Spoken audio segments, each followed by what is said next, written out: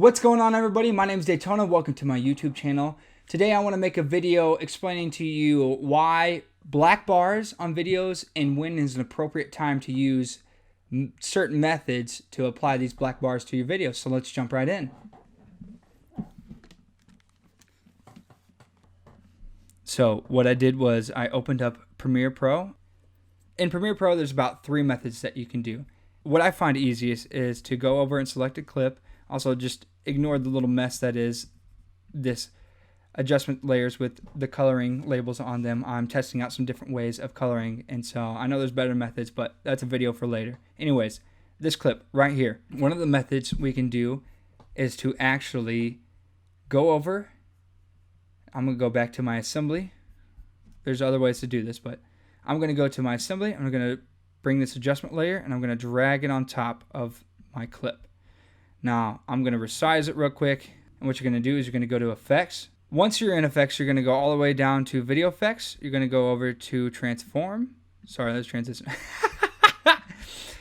Once you've clicked on Effects, you're going to go over to Video Effects. You're going to go down to Transform. You're going to click on Crop and drag that bad boy over to the adjustment layer and drop it on that. Now, you'll come over here to this panel and you'll see Crop. You're going to go to the top. And usually kind of a standard is to make it about 12. And that'll give you the black bar on top there. And if you do the same on the bottom, you'll get these little black bars. And so this isn't a perfect method, but if you kind of want to give it that look, because this video is shot in 16:9, if you want to give it that kind of cinematic look, you can do this. But there's still information. Your clip is still technically going to have information underneath it. So I didn't actually get rid of what was up here. Once you've got those on there, we're going to actually come and select this clip, and we're going to actually position this clip how we want it to. So we can actually go left and right if you want to make it like that, or if you want to go up and down, you're going to go on this side. So you'll have to be careful with that, but you can select it and put it appropriately and still get whatever you want to be shown in the scene. Method number 2 would be to go over to your internet browser and quick search up black bars PNG. Once you do that, you're going to want to click on a link to find whatever black bars you want to use. This is a good website to use.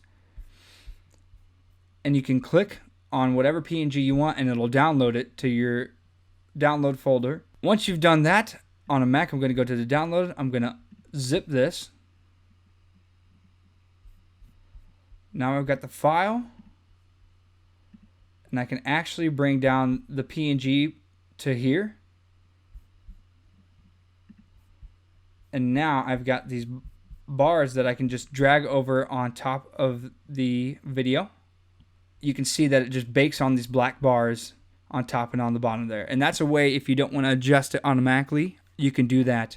But I would not recommend this because it still has information, again, like the last method, up top and on bottom.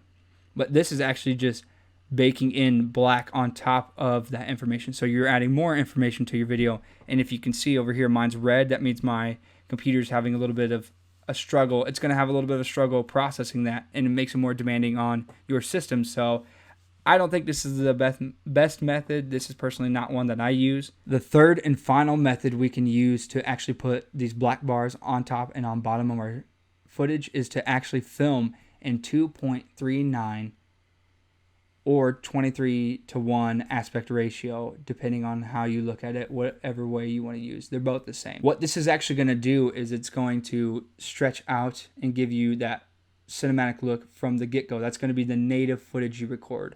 So you can't actually do 16:9. You can't go full scale, but you can. It'll give your footage that wide look, and it's that look that a lot of anamorphic lenses provide for people, and it's a look that a lot of people love. That's the 3 methods to putting black bars on top and on bottom of your footage to give it that cinematic look, and that's really simple.